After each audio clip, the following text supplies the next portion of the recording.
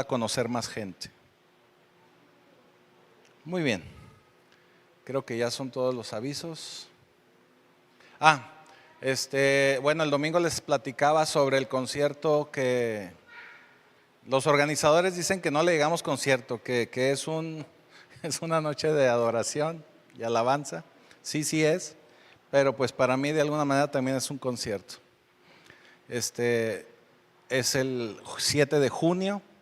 Yo les decía que va a haber algunos lugares para gente que se congrega en las iglesias y para que usted no ande batallando. El evento es gratis, usted puede ir a la hora que quiera y puede ir a sentarse donde usted quiera, pero si es parte de una iglesia y tenemos la facilidad de darle un lugar para que ya no batalle y vaya y se siente ahí, para eso son esas pulseras que nos van a dar. Nos dieron pocas pulseras. ¿Por qué? Porque también los organizadores quieren que podamos ser muy conscientes. ¿A qué me refiero muy conscientes? El evento es para alcanzar a más gente que conozca a Jesús, pero los lugares especiales es para gente que ya de alguna manera se congrega en alguna iglesia y por eso se le quiere dar esa preferencia. ¿Qué le quiero decir con esto? Que aunque los lugares y aunque el concierto es gratuito, si usted es congregante de esta iglesia y nada más usted es congregante de esta iglesia, nada más a usted le voy a dar pulsera. ¿Sí me estoy explicando? O sea, no le puedo dar que para mi tía, mi primo, mi abuelita, o sea, ¿y dónde están? ¿Sí me explico? Los puede llevar, es gratuito, pero las pulseras son para congregantes. Entonces a eso me refiero, que tenemos que ser conscientes. O sea, si la abuelita no se está congregando, no le puedo dar pulsera para la abuelita, por ponerle un ejemplo. ¿Sí me estoy explicando? Porque también a nosotros nos restringieron los lugares, nos dijeron, pastor, tiene que ser muy consciente. Si tiene una congregación de 100, pero nada más 10 van a ir al concierto, nada más 10 van a poder ir, nomás le voy a dar 10 lugares, así no lo dijeron. Entonces, por eso también yo a su vez, pues yo transmito el mensaje, ¿verdad? Tenemos que ser muy conscientes en eso. ¿Ok? Entonces, dicho lo anterior, voy a estar levantando la lista. Ya varias gente se ha acercado conmigo, no se preocupe, ya los tengo por ahí anotados. Ya acercándose más las fechas, yo les voy a entregar las pulseras. ¿Por qué no se las doy de una vez? Porque yo sé que acercándose el día del concierto me van a decir, pastor, la perdí y no le puedo dar otra. Entonces mejor vamos a esperarnos que ya esté más cerca la fecha y ya que tengamos una lista y ya yo le entrego pulsera. ¿Sí? Muy bien. Ahora sí, vamos a seguir. Y vamos a la palabra, y como sabe, estamos revisando el libro de los Hechos. Y hoy nos toca el capítulo 3. El capítulo 3 está muy ligado con el capítulo 4. Así que de alguna manera hoy vamos a revisar el capítulo 3 y casi vamos a terminar también el capítulo 4. Digo casi porque ya la última fracción del capítulo 4, ese nos va a dar pie para iniciar con el capítulo 5. Entonces esa última fracción la vamos a dejar como del versículo 30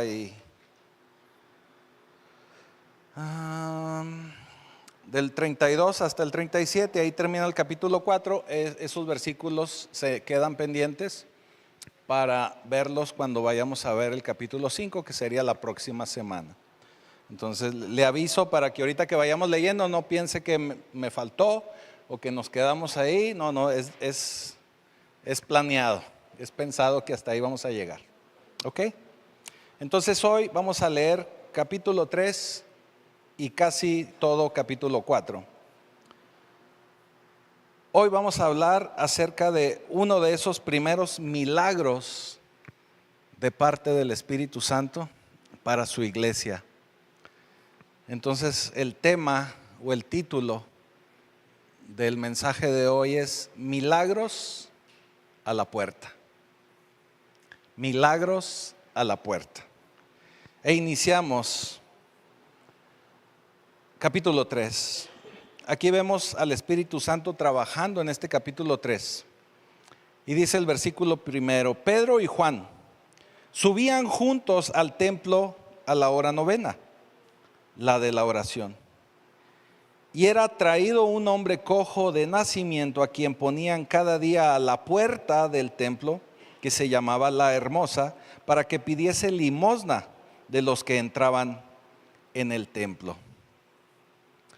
Aquí vemos cómo Pedro y Juan se dirigen a la hora de la oración o a la oración. Y este hombre, que era un hombre cojo de nacimiento, eso significa que desde el vientre de la madre ya él venía con este problema. A él lo ponían todos los días a la puerta de La Hermosa. Y sabemos por el capítulo 4, versículo 22, que ahorita vamos a llegar allá, que este hombre tenía un poco más de 40 años. Eso significa que este hombre tenía 40 años o casi 40 años, que todos los días iban y lo ponían a la puerta de La Hermosa para que pidiera limosna. Era un hombre lisiado y era un hombre que estaba en esta condición desde su nacimiento. Un hombre que no se podía mover solo, un hombre que era dependiente de alguien más, que ciertamente era pobre, puesto que lo tenían que poner ahí para que pidiera recurso. Era físicamente limitado y que muy probablemente vivía también sin esperanza. Él pedía dinero aquí en este templo llamado La Hermosa. Hay mucha gente en la actualidad que, aunque podemos caminar, podemos hablar, podemos movernos, podemos estar sintiéndonos lisiados. ¿Y quién es una persona lisiada que aún y cuando se puede mover, caminar y hacer todo por sí mismo se siente lisiado? Pues alguien que necesita el apoyo de alguien más. Alguien que necesita que alguien más le ayude a lograr objetivos o simplemente a seguir avanzando en su vida. Versículo 3 dice: cuando vio a Pedro, este hombre, y a Juan, que iban a entrar en el templo, les rogaba que le diesen limosna. Pedro, con Juan, fijando en él los ojos, le dijo: míranos. Entonces, él estuvo atento esperando recibir algo de ellos. Pues le dicen: míranos. Pues él así volteó dice: me van a dar un buen billete, ¿verdad? Van a sacar uno de 500. Y se quedó mirando. Entonces él estuvo atento esperando recibir algo de ellos. Este hombre les estaba pidiendo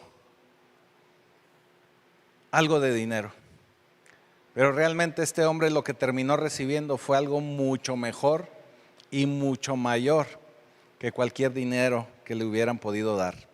Se le dio exactamente y se le dio verdaderamente lo que necesitaba, no lo que él pensaba que quería o que él pensaba que necesitaba. En muchas ocasiones nosotros estamos pensando que necesito algo y realmente eso no es lo que necesitamos. Pero el Señor sí sabe exactamente qué es lo que nos va a sacar de esa situación. Y eso es lo que el Señor nos va a dar. Así vemos a mucha gente pidiendo cosas que queremos, porque muchos de nosotros le pedimos a Dios muchas cosas, cosas que queremos, en lugar de pedirle lo que verdaderamente necesitamos. Y si recibiéramos lo que necesitamos, sería mucho mejor y mucho mayor que lo que nosotros pensamos que queremos. Se lo puedo asegurar. Versículo 6 dice Pedro: no tengo plata ni oro, pero lo que tengo te doy. En el nombre de Jesucristo de Nazaret, levántate y anda. Ahí Pedro le ofreció y le dio algo mucho mayor a lo que él estaba esperando. Y tomándole por la mano derecha, le levantó, y al momento se le afirmaron los pies y los tobillos. Ellos tomaron a este hombre. Cuando le dicen, míranos, él estaba esperando recibir algo de dinero.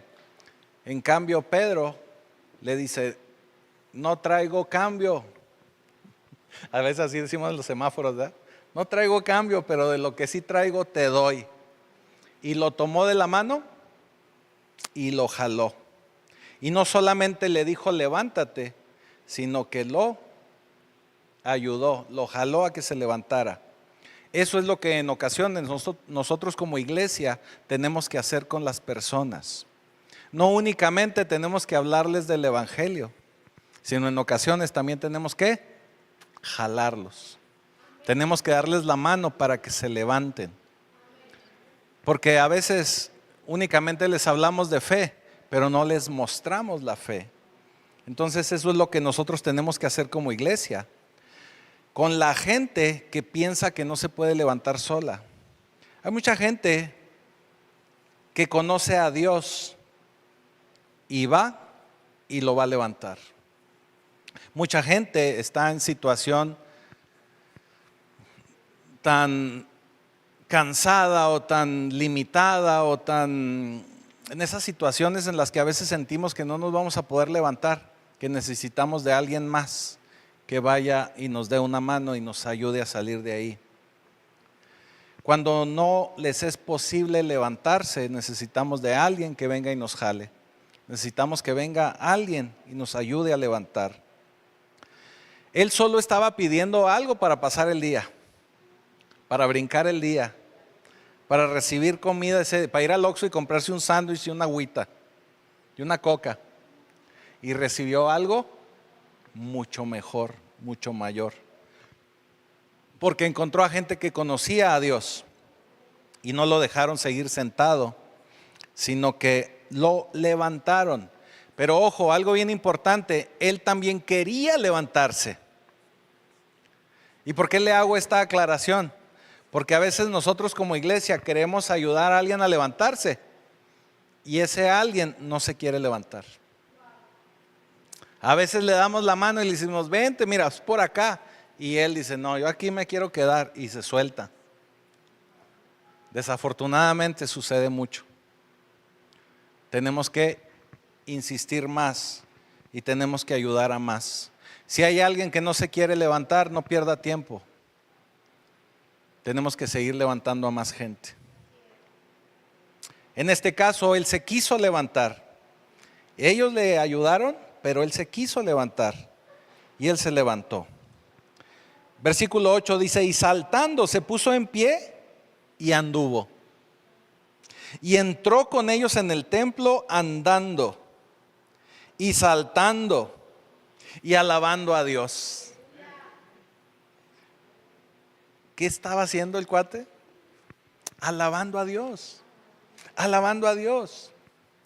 Mire, esto también nos enseña que para alabar a Dios no necesitamos nada más que tener un corazón dispuesto.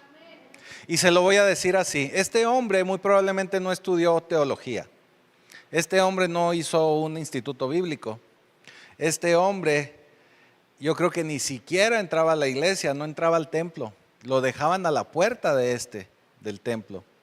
Él ni siquiera recibía de la palabra de Dios en ocasiones.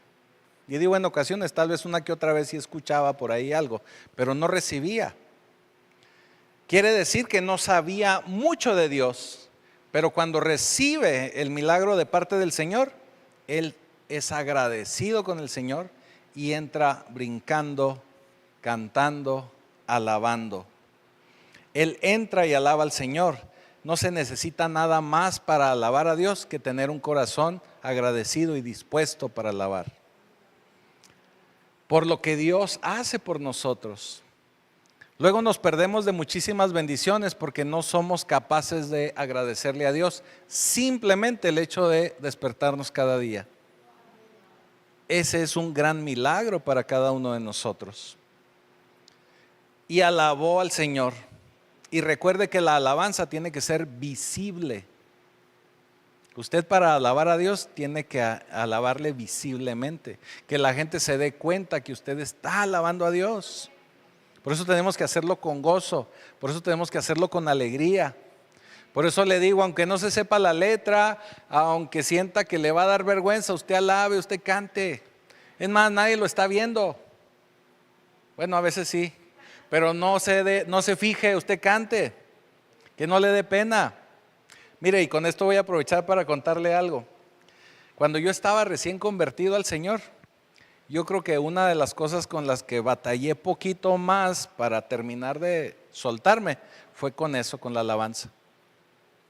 Como yo crecí en un hogar muy rígido y luego también crecí con primos y con mucha familia que eran muy, ¿cómo le podría decir? Que eran muy críticos. Entonces se cuidaba uno mucho de muchas formas, de muchas cosas. Y fue algo con lo que batallé. Pero cuando finalmente entendí el sacrificio de Cristo en la cruz y lo que hizo por nosotros, no, hombre, ya me valía gorro y usted me puede ver, ¿verdad? Yo canto, brinco, patada y los carros del faraón y me encanta, ¿verdad? Alabar al Señor. Y no es que cante muy bonito, me encanta alabarle. Entonces la adoración y la alabanza tienen que ser visibles. Versículo 9 dice, y todo el pueblo le vio andar y alabar a Dios. Por eso le digo que tiene que ser visible. Porque eso también le da testimonio a la gente. Dice, mira, el Gerardo ni se movía y ahora véalo cómo brinca. Algo grande sucedió con el Señor en él. Algo grande pasó con él. Porque eso también es testimonio de que estamos agradecidos al Señor. Versículo 10 dice, y le reconocían que era el que se sentaba a pedir limosna a la puerta del templo, la hermosa.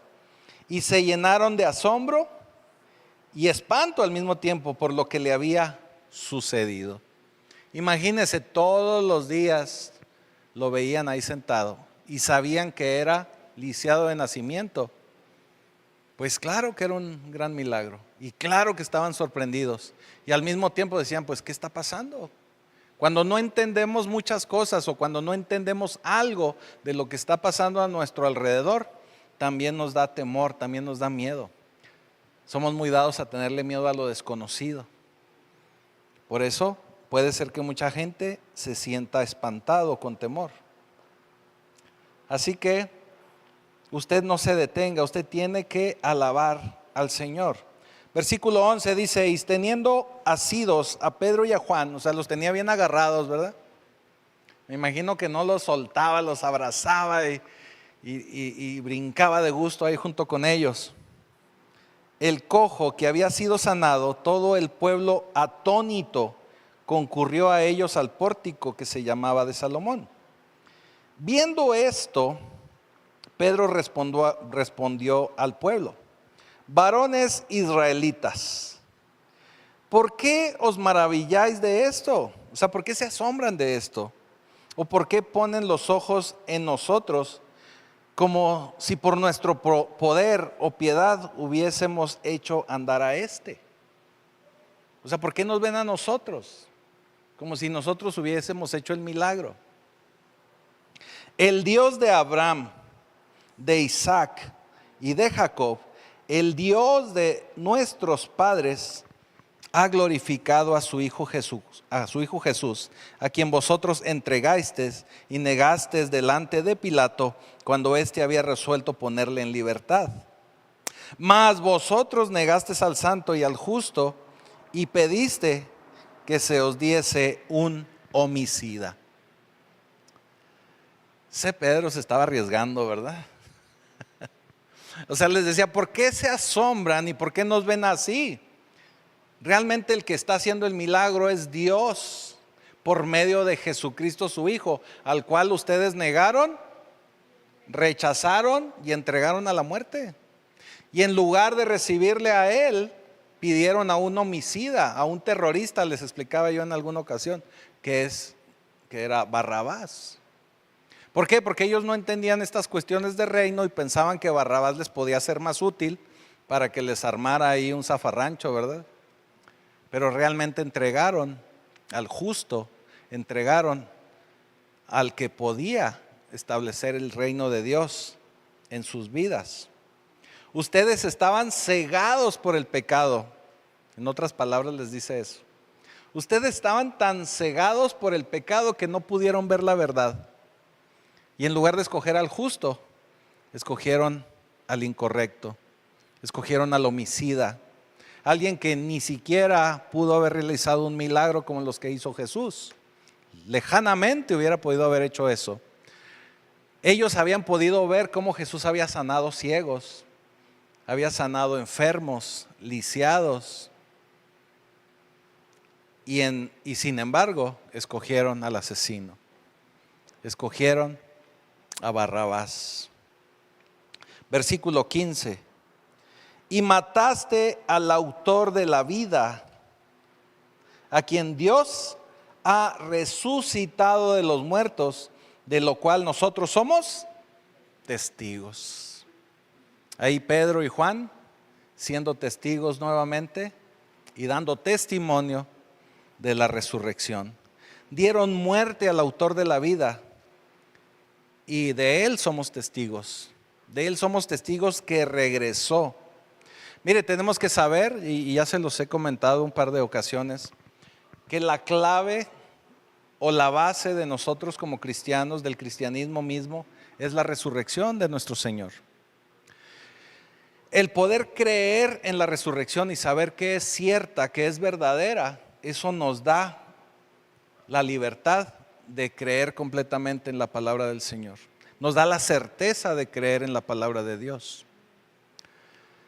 Si no hubiera existido la resurrección o de no haberse manifestado la resurrección, nosotros no tendríamos la base para la creencia que tenemos, para la fe que tenemos. Si creemos en la resurrección, pues claro que podemos creer en todo lo demás. Y les dice Pedro, nosotros nos encontramos con Él después de su muerte. Nosotros hablamos con Él después de su muerte. No les está diciendo, alguien me lo dijo, alguien me lo contó, sino Pedro les está diciendo, yo lo vi, yo hablé con Él, yo estuve con Él. Como dice un personaje de la televisión, nadie me lo contó, yo lo viví. Eso les está diciendo Pedro.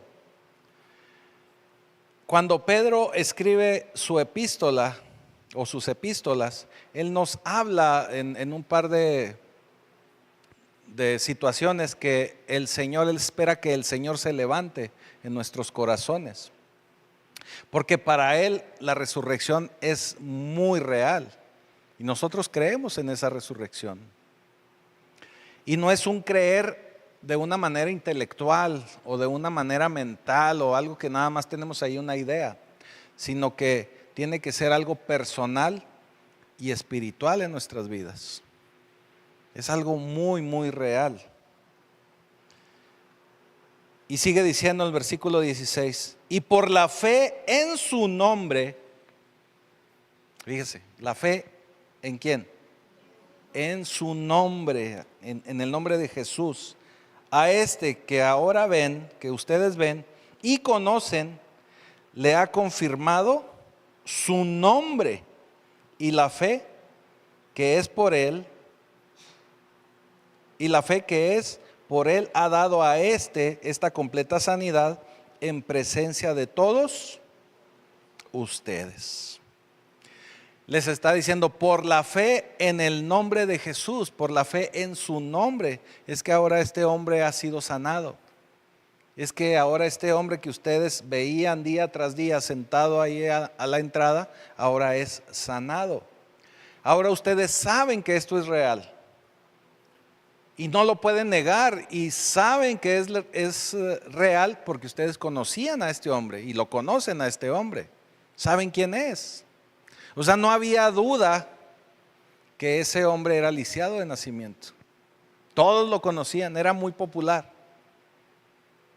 Es más, en las pláticas ahí en las casas, ¿te acuerdas de fulanito? El que se sienta ahí el lisiado, era conocido. O sea, no era un personaje que salió de la nada. Era alguien que todos lo veían todos los días y sabían de su condición. Versículo 17. Mas ahora, hermanos, sé que por ignorancia lo habéis hecho. Fíjese, ese Pedro no se detenía, ¿verdad? Les está diciendo ignorantes. Como también vuestros gobernantes. O sea, no nomás ustedes son ignorantes, también sus gobernantes. Ahora sé que todos ustedes actuaron por ignorancia. Déjeme le digo que muchísima gente acude a la iglesia y también acude con ignorancia. Y no estoy hablando de una ignorancia intelectual, sino ignorancia del nombre a quien vienen a buscar y a quien vienen a adorar. Es una ignorancia de que no saben el Dios que tenemos y con el Dios que están lidiando. Y con el poder que tiene ese Dios con el que estamos tratando de tener una relación. Ese es el tipo de ignorancia. Versículo 18 les dice: pero Dios ha cumplido así lo que había antes anunciado por boca de todos sus profetas, que su Cristo, acuérdense que Cristo es su ungido había de padecer. Les dice, todo lo que se profetizó, todo lo que se había dicho de Cristo, del ungido, es lo que acaba de suceder. Es de lo que les estoy hablando. Todo eso que ya está en la palabra, que ustedes ya conocían que iba a suceder, es lo que sucedió. Es lo que sucedió. Así que arrepentíos y convertíos. Arrepiéntanse y conviértanse para que sean borrados sus pecados. O sea, ya se los acababa de decir, ¿verdad? Por ignorantes no recibieron al justo, prefirieron a Barrabás, pero ya sé que lo hicieron porque no sabían de quién se trataba. Pero ahora que ya saben de quién se trataba, pues arrepiéntanse y vuélvanse a Él, vuélvanse al Cristo, vuélvanse al ungido, vuélvanse al Mesías, porque es de quien habla la Escritura y la Escritura se ha cumplido. Así que arrepiéntanse y conviértanse para que sus pecados sean borrados, para que vengan de la presencia del Señor tiempos de refrigerio. Y cuando se refiere aquí a los tiempos de refrigerio, está hablando de cuando el reino del Señor venga y se establezca aquí en la tierra, para que puedan participar con Él cuando Él venga al rescate de su iglesia. Es a lo que se está refiriendo. Una revelación de parte del Espíritu para Él. Versículo 20 dice, y Él envía a Jesucristo, que os fue antes anunciado, a quien de cierto es necesario que el cielo reciba hasta los tiempos de la restauración de todas las cosas, de que habló Dios por boca de sus santos profetas, que han sido desde tiempo antiguo. Aquí le está confirmando esto que les mencioné, cuando el Señor venga y establezca su reino. Porque Moisés dijo a sus padres, el Señor vuestro Dios os levantará profeta de entre vuestros hermanos, como a mí. A Él oiréis en todas las cosas que os hable. Y toda alma que no oiga a aquel profeta será desarraigada del pueblo. Y todos los profetas desde Samuel en adelante, cuantos han hablado, también han anunciado estos días. Vosotros sois los hijos de los profetas y del pacto que Dios hizo con nuestros padres, diciendo a Abraham, en tu simiente serán benditas todas las familias de la tierra. A ustedes primeramente Dios, habiendo levantado a su Hijo, lo envió para que os bendijese a fin de que cada uno se convierta de su maldad. Todo este es el discurso que da Pedro. Todo esto es muy interesante porque Pedro le está hablando al pueblo de Israel. Y para el pueblo de Israel, el recibir al Mesías, el recibir al ungido, el recibir al Cristo, era algo de índole, voy a decirlo así, de índole nacional. Era algo en lo que el pueblo de Israel creía. Era algo que estaban esperando que sucediera para su pueblo, para su nación, para todo hebreo, para todo israelita. Pero como ellos no lo recibieron de la forma en que sabemos que no lo recibieron, ahora esto se convirtió en un asunto personal para todos y cada uno de nosotros, los que creemos en Cristo.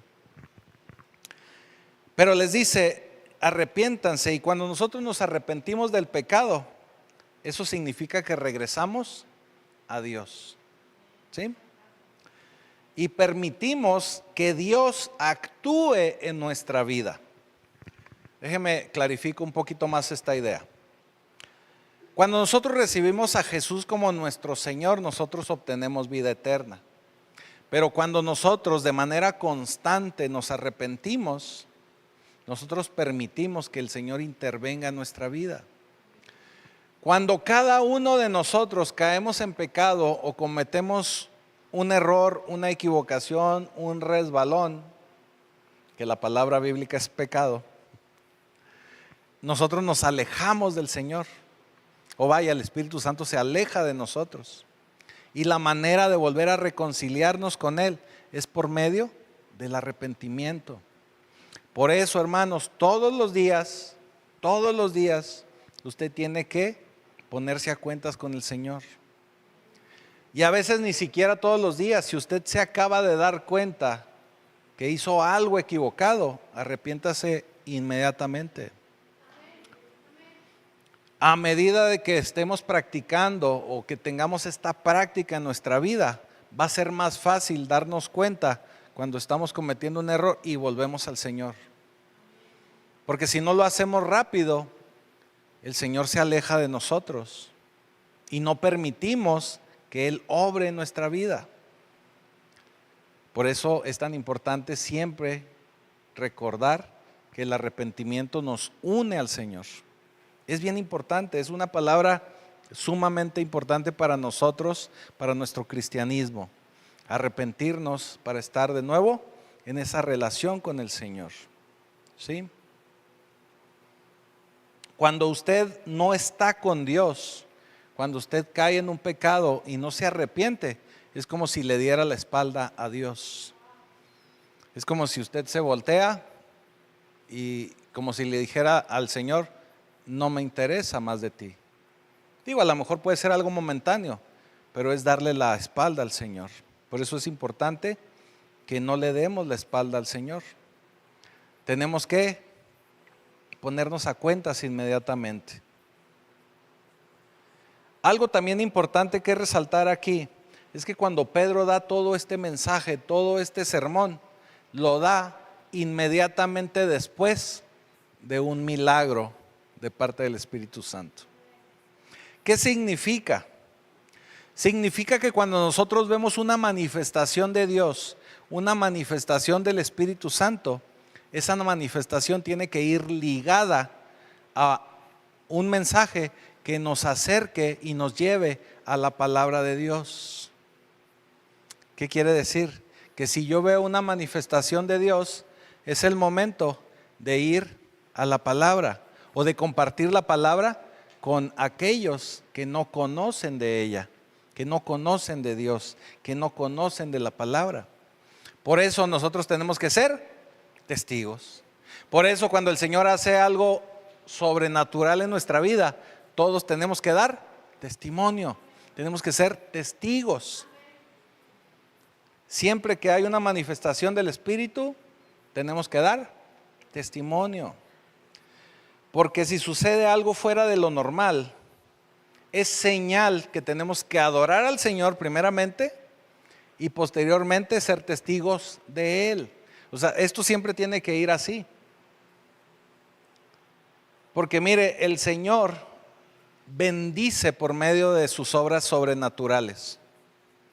Pero cuando hace una manifestación de este tipo, como lo que hizo con este hombre de la Hermosa, Obviamente usted pensará, el más beneficiado fue él, porque dejó de ser un lisiado, sí, pero el propósito del Señor no fue sanarlo nada más para que él caminara, sino fue sanarlo para que todos los demás pudieran verlo y vinieran a los pies de Cristo. ¿Lo podemos entender? Por eso a veces una manifestación del Señor o un suceso que viene del Señor no es ese suceso aislado, es un propósito más grande el que tiene Dios con eso que está sucediendo. Mire, y con esto me atrevo a decir lo siguiente: inclusive cuando hay una pérdida de un familiar, de un hermano, hermana, alguien de la familia que muere, el objetivo en ocasiones es para que la familia se una y venga al Señor. Y se oye triste y se oye tal vez feo, podemos decir, ay, qué gacho, pero los propósitos del Señor así son. O vaya, no hay algo que suceda que no tenga un propósito de parte del Señor. Y a veces podemos pensar, oye, pero que si, ¿y eso cómo me beneficia? Bueno, es que el propósito de Dios es mucho más grande que un beneficio personal. Y así lo tenemos que entender. Y si de todo lo que hace el Señor alrededor de nuestra vida lo agradecemos y podemos entender su propósito, créame que va a ser mucho más fácil nuestro caminar aquí en la tierra. Muy bien. Nos lleva ahora al capítulo 4. Esta manifestación del Espíritu y este discurso de Pedro nos lleva al capítulo 4. Y dice en el versículo 1: hablando ellos al pueblo, vinieron sobre ellos los sacerdotes con el jefe de la guardia del templo y los saduceos, resentidos de que enseñasen al pueblo y anunciasen en Jesús la resurrección entre los muertos. Y les echaron mano y los pusieron en la cárcel hasta el día siguiente, porque ya era tarde. Aquí es algo bien interesante, porque mismo Jesús les había advertido, y parafraseándoselo, el Señor les dijo: oigan, si a mí me van a perseguir, si yo voy a ser perseguido y maltratado, también a ustedes les va a pasar. Ahora yo quiero hacerle reflexionar en esto. ¿Cuántos de nosotros al momento de convertirnos a Cristo, cuánta gente no nos ha señalado y nos ha dicho de cosas? También a nosotros nos persiguen. Estamos viviendo en tiempos donde tal vez haya un poco más de libertad y no estamos siendo amenazados de muerte tal cual. Pero de que siempre va a haber señalamientos, siempre va a haber. Inclusive, déjeme le digo esto, inclusive si usted empieza a llevar una vida apegada a la palabra de Dios, inclusive gente cristiana, y lo digo entrecomillado, también la va a señalar a usted. Aún así, de ese tamaño está la cosa. También así lo van a señalar. Los líderes se escandalizaban, ¿verdad? Por eso fueron y los agarraron a Pedro y a Juan. Porque ellos proclamaban la resurrección de Cristo, dice ahí. Los saduceos no creían en la resurrección. Les era difícil y les era imposible poder creer en la resurrección. No lo aceptaban. Déjeme le digo algo. A veces nosotros como iglesia estamos tan divididos porque no tenemos ideas acordes. Y se lo voy a decir así, a veces las doctrinas en las iglesias nos separan. Porque a veces la doctrina es tan fuerte y la doctrina es tan impositiva que no nos permite creer en una manifestación del Espíritu. Así. Eso le estaba pasando a estos líderes, a estos saduceos. No creían en la resurrección y obviamente no iban a permitir que sucediera algo con eso. Por eso se escandalizaban. Por eso se resintieron, dice aquí la palabra. O sea, estaban molestos, estaban resentidos. Luego dice que los llevaron a la cárcel y los dejaron ahí hasta el día siguiente. ¿Por qué sucedía esto? Porque no se permitía que tuvieran juicios en la noche. Hay algo bien interesante, porque a nuestro Señor Jesucristo sí lo aprendieron en la noche y lo trajeron en juicio y lo trajeron de Herodes a Pilatos, dice el dicho popular, ¿verdad? Toda la noche. Y en el caso de Pedro y Juan, no quisieron atenderlos porque en la noche ellos decían que no se reunía el Sanedrín, ¿verdad? Versículo 4 dice: pero muchos de los que habían oído la palabra, lo que acababa Pedro, lo que leímos al final del capítulo 3, escucharon, pero muchos de ellos los habían oído la palabra, creyeron, y el número de los varones era como 5,000. Por eso le digo, cuando está la manifestación del Espíritu, eso nos debe de llevar a alabar al Señor. Y después de alabar al Señor, tenemos que dar palabra, o sea, nos tiene que llevar a la palabra del Señor. Y por medio de la palabra la gente va a creer. La gente va a creer. Y en este caso se convirtieron como 5,000. Aconteció al día siguiente que se reunieron en Jerusalén los gobernantes, los ancianos y los escribas. Y el sumo sacerdote Anás, Caifás y Juan y Alejandro, y todos los que eran de la familia de los sumos sacerdotes.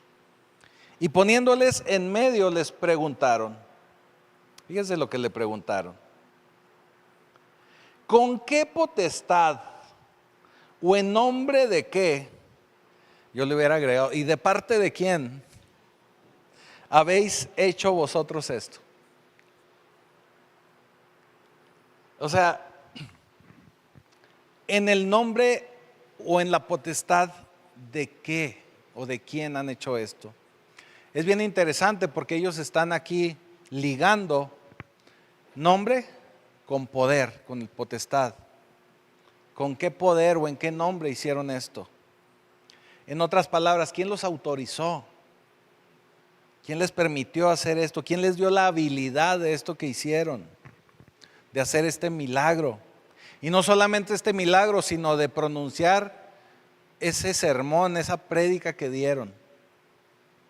Porque se dieron cuenta, se convirtieron 5,000. Vaya, 5,000 personas empezaron a creer en Jesucristo. Versículo 8. Entonces Pedro, lleno del Espíritu Santo, les dijo: gobernantes del pueblo y ancianos de Israel, puesto que hoy se nos interroga acerca del beneficio hecho a un hombre enfermo, o sea, nos están acusando de haber sanado a alguien. O sea, ¿sí se dan cuenta? Así les dice Pedro. ¿Sí se dan cuenta que nos están acusando de haber sanado a alguien? De qué manera éste haya sido sanado, sea notorio a todos vosotros y a todo el pueblo de Israel, que en el nombre de Jesucristo de Nazaret, a quien vosotros crucificasteis, otra vez, ¿verdad? Ahí va, a quien Dios resucitó de los muertos, por él este hombre está en vuestra presencia sano, vivito y coleando. Este Jesús es la piedra reprobada por vosotros los edificadores, la cual ha venido a ser cabeza del ángulo. Y en ningún otro hay salvación, porque no hay otro nombre bajo el cielo dado a los hombres en que podamos ser salvos. Ahorita, si se dio usted cuenta, le leí unas fracciones del Salmo 118 y esto es lo que les está recitando Pedro. La piedra que ustedes rechazaron se convierte ahora en la cabeza, en la base de lo que se está ahora construyendo. Esa piedra que ustedes rechazaron. Ahora, algo bien interesante es que Pedro ya había dado un discurso donde se convierte en 5,000. Y ahora está hablando delante de los gobernantes con un denuedo que no se le conocía al Pedrito. Pedro, que hace algunos días atrás, tenemos que recordar que acababan de pasar 50 días de la crucifixión, porque fue primero el Pentecostés que lo vimos en el capítulo 2, y ahora estaba sucediendo esto, poco más de 50 días. Pedro negó a Jesús.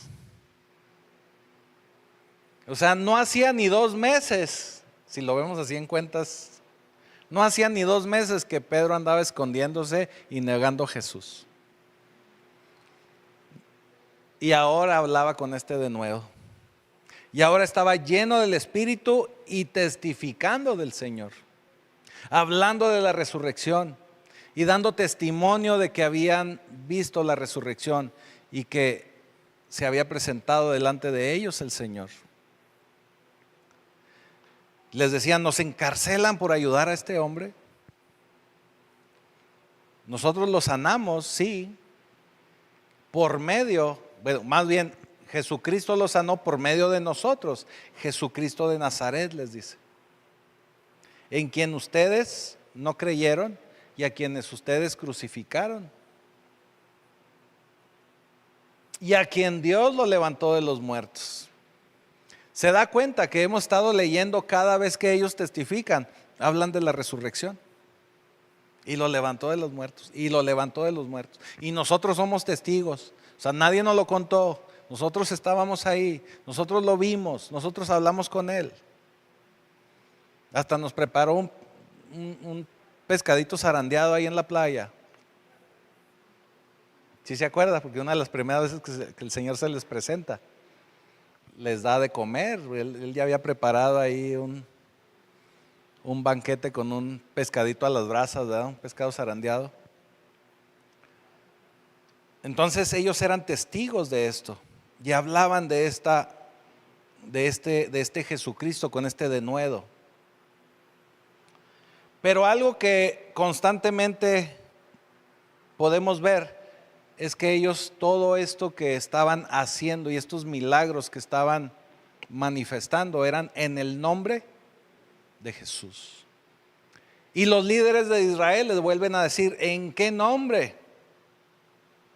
¿Con qué potestad? ¿Quién los autorizó? ¿Quién les dio permiso? Así que tenemos que hablar del nombre. Tenemos que hablar del nombre. El nombre no es solamente una nomenclatura, no es solamente una palabra que se usa. Tenemos que recordar que los nombres en las Escrituras tienen un papel muy importante, porque el nombre nos da características de la persona, nos habla de su reputación, nos habla de la forma de ser, nos habla de las características de las personas, algo que los define. Entonces, cuando en la Biblia se habla del nombre de Jesús, no se está hablando únicamente de la persona, sino que está hablando de este poder, de este Hijo de Dios, por medio del cual Dios nos salva. Tenemos que recordar que Jesús, nosotros le decimos Jesús porque es el nombre latino, que en hebreo es Yeshua. Y en el hebreo Yeshua significa Dios salva. Dios salva. Por eso es tan importante y tan interesante que nosotros tenemos constantemente que repetir el nombre de Jesús. Cuando viene la salvación por medio de nuestro Señor Jesucristo, Él nos está rescatando de ir al infierno, para decirlo de manera coloquial. Pero también nos habla, este nombre nos habla de que estamos siendo salvados por Dios por medio de este nombre. Este nombre viene a salvarnos. Así que el nombre de Jesús tiene poder, porque nos está hablando de un personaje que tiene poder. Nos está hablando del Hijo de Dios, que es Dios mismo en su personalidad de hijo. Hay poder en la persona. Hay poder en Jesús. Él venció a la muerte. Por eso es tan importante el nombre de Jesús. Hay poder en el nombre. Si utilizamos el nombre sin entender quién es la persona, no va a tener poder. Si utilizamos el nombre sin conocer a la persona, tampoco va a tener poder. Si utilizamos el nombre sin estar conectados con la persona, tampoco tiene poder. ¿Qué le estoy queriendo decir con esto? Cuando usted dice Jesús sin conocerle, sin entender quién es y sin estar conectado, relacionado con él, usted nada más va a estar diciendo palabras. Y en la actualidad vemos a muchísima gente orando y diciendo en el nombre de Jesús, en el nombre de Jesús, pues sí. Pero si esa persona no está conectada y no entiende el poder que hay en Jesús, nada va a suceder. Nada va a suceder. Nada más está lanzando palabras. Pero Pedro, lo hemos venido escuchando a través de estos versículos, como él dice, y fuimos testigos, y estuvimos con él, y anduvimos con él, y fue resucitado, y nosotros somos testigos de esa resurrección. Él sabía del poder de Jesús, por eso se manifestaba el poder de Jesús cuando él decía el nombre. Él conocía el poder que había en ese nombre. Pero hay mucha gente que no conoce ese poder, que no conoce el poder que hay detrás de ese nombre. No va a suceder nada. Por eso la Escritura nos dice en Filipenses 2, del 9 al 11, que toda rodilla se doblará y todos confesarán que Jesucristo es el Señor. Es la exaltación a este nombre. Lo que quiero que nos quedemos muy en claro es que no es únicamente el nombre, sino que verdaderamente entendamos el poder que hay en este nombre. Versículo 14, me voy a apurar porque si no se nos va a ir el tiempo. Y viendo al hombre que había sido sanado, que estaba en pie con ellos, no podían decir nada en contra. Pues ahí tenían al cuate y lo conocían y lo veían sano. ¿Qué podían decirles? O sea, era algo que no podían negar, no era un truco de magia. Estaban viendo el poder de Jesús, la manifestación del Señor. Entonces les ordenaron que saliesen del concilio y conferenciaban entre sí. O sea, los dejaron ir, dijeron, ok, pues, ¿qué les decimos? Sálganse pues, vayan. Y se quedaron hablando entre ellos. ¿Y qué hablaban entre ellos? ¿Qué haremos con estos hombres? Por cierto, señal manifiesta ha sido hecha por ellos. O sea, ya mostraron el poder que hay en ese nombre. Notoria a todos los que moran en Jerusalén. Y no lo podemos negar. O sea, ya todos lo vieron, hombre. Ya salió hasta con Loret de Mola. O sea, ya qué podemos decir. Ya salió hasta en las noticias. Hasta en El Tiempo salió. O sea, ya todos saben. No lo vamos a poder negar. Vieron un milagro y estaban de acuerdo con el milagro. Y sabían que la gente vio el milagro. Pero de todas maneras se preguntaban, ¿y qué vamos a hacer con estos? ¿Qué vamos a hacer con estos? Fíjese qué interesante. Porque ellos estaban viendo la manifestación de Dios por medio del nombre de Jesús, por medio de Jesucristo. Y en lugar de convertirse también al Señor, estaban buscando cómo echar por tierra todo este poder y cómo anular todo lo que ya la gente había visto y todo lo que ya se había manifestado. Eso nos habla que es muy difícil convertirse cuando ponemos por encima de la verdad, que es la palabra de Dios, nuestro orgullo. Cuando somos muy orgullosos y no queremos dar nuestro brazo a torcer y decir estaba equivocado. Eso que te están enseñando ahí en Pacto Vivo es la verdad. Esta nueva forma que tienes de vivir es como tenemos que vivir.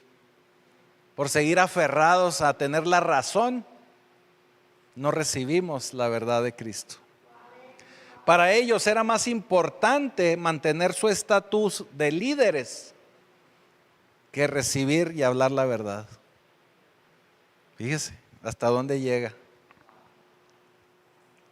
Versículo 17. Sin embargo, para que no se divulgue más entre el pueblo, amenacémosles, o sea, vamos a amenazarlos para que se queden callados, para que ya no hagan más escándalo, para que no hablen de aquí en adelante a este hombre alguno en este nombre. O sea, para que ya no vuelvan a predicar de Cristo, vamos a amenazarlos.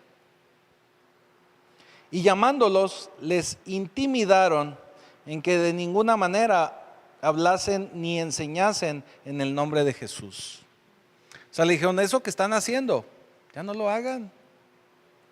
O sea, porque si lo vuelven a hacer, van a ver, le voy a hablar a mi mamá. Sí, no, como cuando el niño acusa, ¿verdad? Que mira mamá, me pegaron, o sea, algo así. Lo estaban amenazando. La gente reconocía el milagro, pero no encontraban la forma de callarlos o de castigarlos. Mas Pedro y Juan respondieron diciéndoles, ustedes juzguen si es justo delante de Dios obedecerlos a ustedes antes que a Dios. Ellos sabían que ellos conocían de Dios. Entonces les decía, eso que me están diciendo, o sea, ustedes juzguen si es lo correcto. ¿Ustedes quieren que ya no hable de Dios? ¿Que ya no enseñe del poder de Jesucristo? ¿Que ya no les diga que somos testigos de la resurrección? ¿Eso es lo que quieren? Ustedes juzguen si esto es correcto, porque no podemos dejar de decir lo que hemos visto y oído. Cuando usted verdaderamente siente el fuego del Señor, usted no se queda callado. Así como Pedro y Juan. Lo hemos visto y lo hemos oído, porque eran testigos. Por eso yo le he insistido a usted, si usted algo ha recibido del Señor, usted dígalo, platíquelo, testifique. Si usted ha sido restaurado, si algo hay en su vida que el Señor ha hecho por usted, testifique.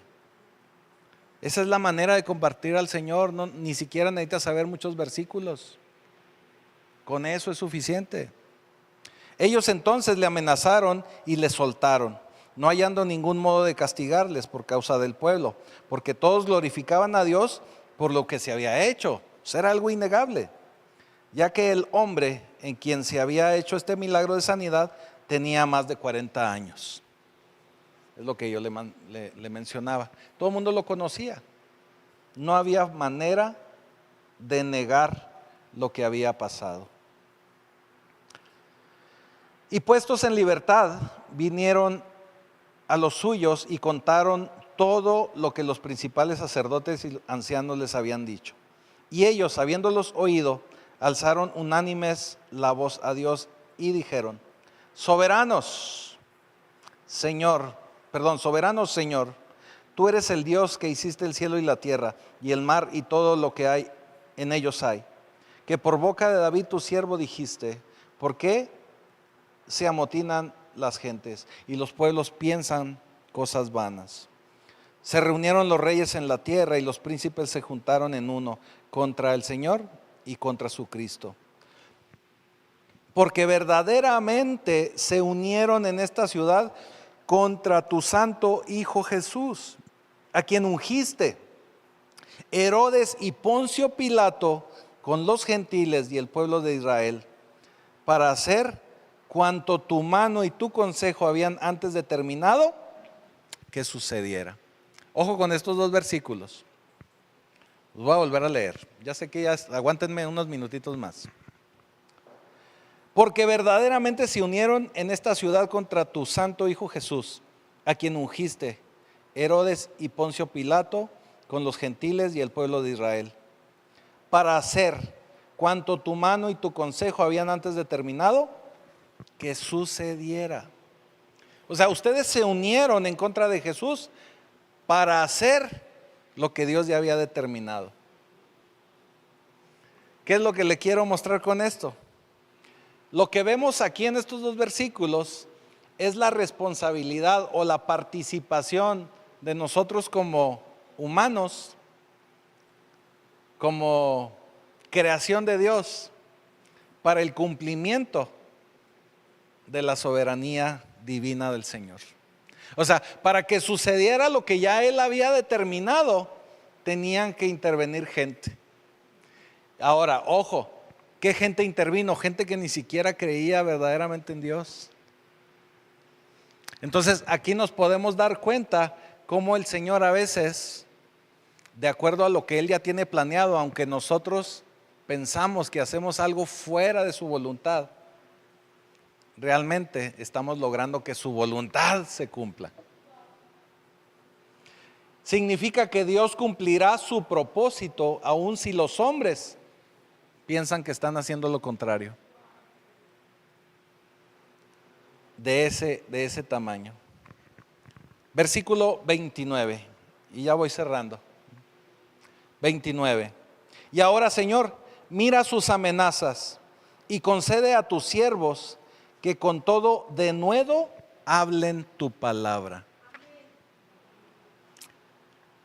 Señor, mira que nos están amenazando estos cuates. Y garantiza que tus siervos, o sea, ellos, nosotros, podamos hablar tu palabra. No nos mantengas callados, le están diciendo al Señor. No nos mantengas callados. Danos más denuedo. ¿Qué quiere decir denuedo? Que nos den valentía, arrojo, que no se quede callado. Usted tiene que pedir denuedo para hablar al Señor.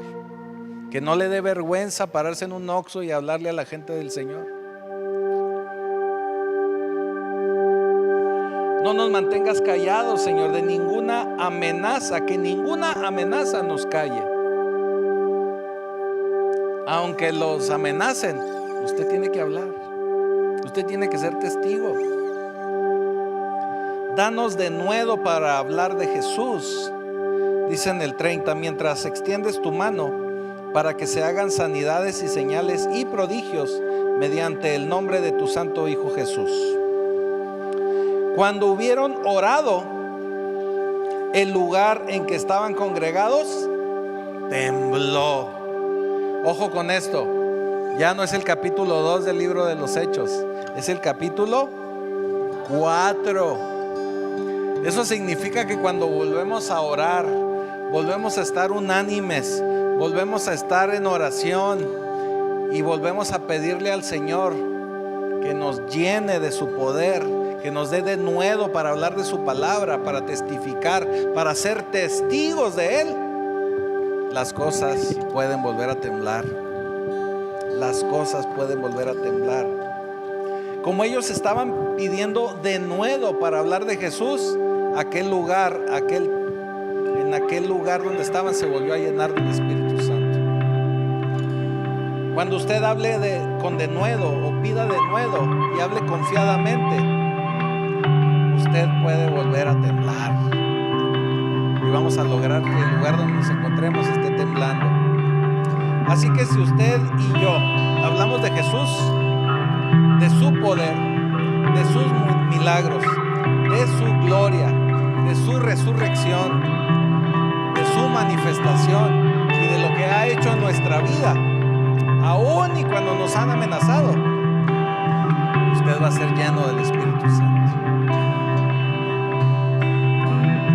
Hasta aquí nos vamos a detener, versículo 31, capítulo 4. Así que pongámonos de pie, vamos a orar.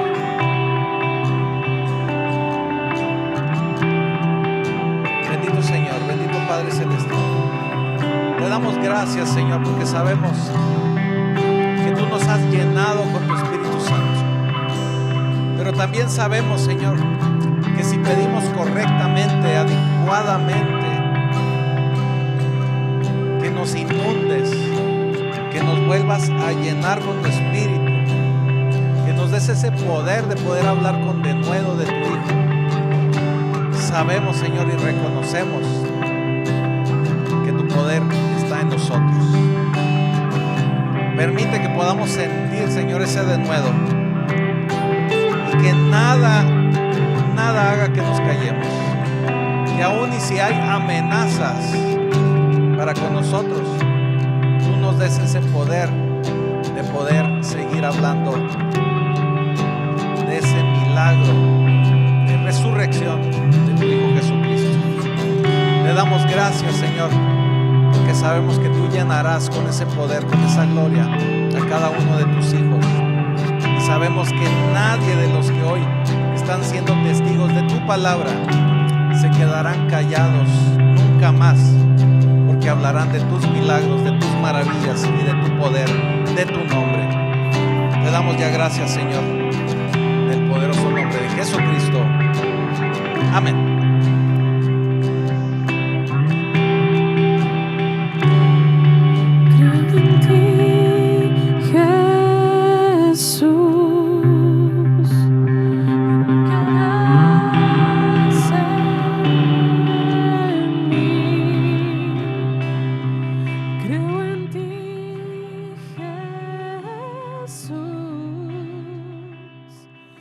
Que hará.